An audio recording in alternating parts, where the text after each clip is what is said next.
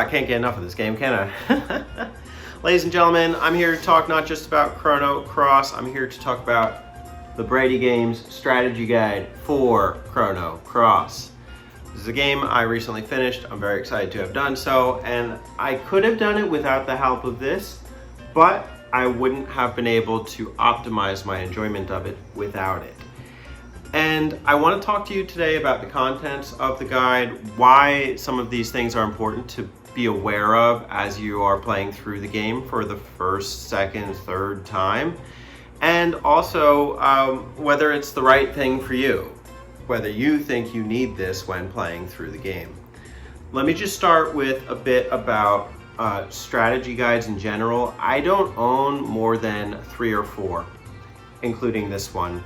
And so I have to feel a certain, not just urge to have the guidance while playing the game, but also that urge to want to do my best to maybe not complete it, but to see it through, to see all the major features. And Chrono Cross is a game that boasts many features. It features branching paths, it features a character roster of about 40 characters, and really there are so many things you could miss while playing Chrono Cross. And so about 20 hours into the game, I went online and I found myself a copy of the guide, and I said this is the right time for it. Interestingly enough, at that 20-hour mark, or 25 or 30 when I actually got the guide, I opened it up and the introduction tells you to put down the guide if you're playing this for the first time, and to try your best not to use it unless you absolutely need to. And I actually went ahead and I followed that advice, and I just finished the game without looking at the guide. The problem was I got what's called the bad ending, and there was a clear workaround to getting the good ending. And so I went ahead and I just kind of charted my way back through it in order to get that good ending. And you know, it's funny because they actually try very clearly not to spoil anything, including one of the methods for how you get the good ending, but they do line it up pretty nicely for you and make you scour through the book to find it.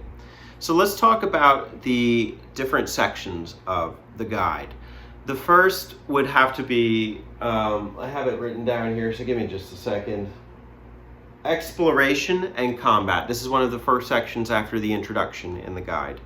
Also, just a footnote, I'll be showing you pictures throughout the video of the different sections starting here.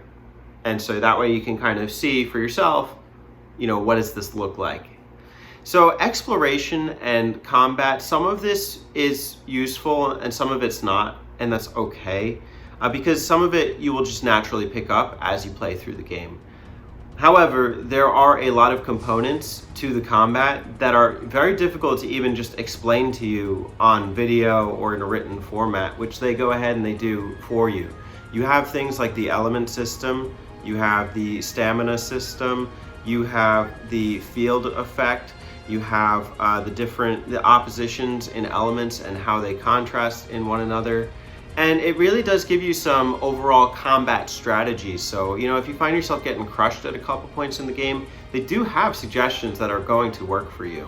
And so I enjoyed reading through that as I was closing up on the game. And I thought that these were techniques I would have liked to apply earlier on. And so that's definitely a useful component of the guide. The next thing, which is super useful and probably one of the main reasons you will get the guide, is the character roster. It's the Chrono Cross characters. I really love this section. It breaks down every character that you can recruit into your party. Gives a little character bio with some fun, quirky, but not over the top humor. Even they're pretty self-aware, and I like that it wasn't too crass. I've read user published guides on IGN, such as one for Dragon Warrior, which was garbage, and the guy was just cracking jokes the whole time that were offensive and lame. That's not what this does. There are a few, one of my favorite moments is in the description for kid, they say, spunky, cute teenager, parentheses, her words, not ours, or whatever. It's very fun in that regard. The character roster also has something very useful in the sense that all of the characters' elements are outlined, as well as how you recruit them throughout the journey. So if you don't want to follow along later in the actual walkthrough section, you can find out that way. And then you can see what their techniques are from their level 3, 5, and 7 techniques. And the level 7 technique is interesting because you need to actually go somewhere and do something most of the times to recruit it. Sometimes it may just be from leveling up, but not more often than not, that's not the case. And so it's actually very useful in thinking about characters and how you want to optimize your party. And because the thing about Chrono Cross is seeing those techniques, it's absolutely beautiful. Like just what they are able to pull off on screen. It's just a very visually breathtaking and awesome video game for the PS1. And to be able to see what they were able to do in those techniques is really a highlight. Like, I don't know if you've played Chrono Trigger, but in Chrono Trigger they have those spectacular double, triple attacks, etc. Chrono Cross is similar, although there's not as many like dual and triple attacks. There are those though, so like that's actually something, you know, we can talk about. But like seeing how to get those best techniques for each character, that's a lifesaver. So in a subsequent playthrough, I would definitely be adhering to that. The next few sections are actually what I consider more so additional material and probably stuff that you won't need. I actually found myself just glossing over it and not really paying too much attention to it, but it's there if you need it. Forging items, special items, and elements. The reason I don't find these too necessary at this stage in, you know, how I played through the game is you'll naturally get through some of these things anyway. You're gonna naturally try and get your best armor. You're gonna naturally acquire tons of elements to allocate to your characters, and the special items you will get as you go along the journey. Now, if you want to like get the best possible versions of those, that's great, but honestly I was able to clear most, if not all, of the bosses on my own without any major help or looking for special armor or items. Actually, in Chrono Trigger I felt like I had to get the special sword or whatever. I didn't really need to do that this time in Chrono Cross, so those sections were not necessary to me, but some people may appreciate them. What is definitely useful is the walkthrough section. They call it events, the events of the story. They chart them start to finish. Now there's 3 things in the legend for the events. One is branching, the other is character, and then lastly is boss strategy. So in addition to getting just the walkthrough of like how you progress through the sections and you know what takes place, they will inform you if there's a recruitable character who you might miss. They inform you if a section branches and if it has any major impact on how you will play the remainder of the game. And they tell you pay specific attention to these because this is probably the most important point of this walkthrough. Boss strategy is nice. Again, I really didn't need it, but there are a couple bosses that may pack a punch, let's just say. So overall, events was a very useful section, and it was a point that I referred back to in trying to get the good ending.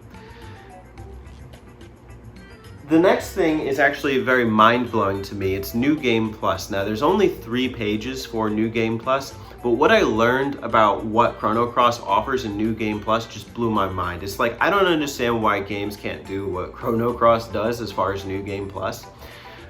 You know, nowadays, you know, it's not even half as remarkable as what Trigger and Cross were able to come up with. So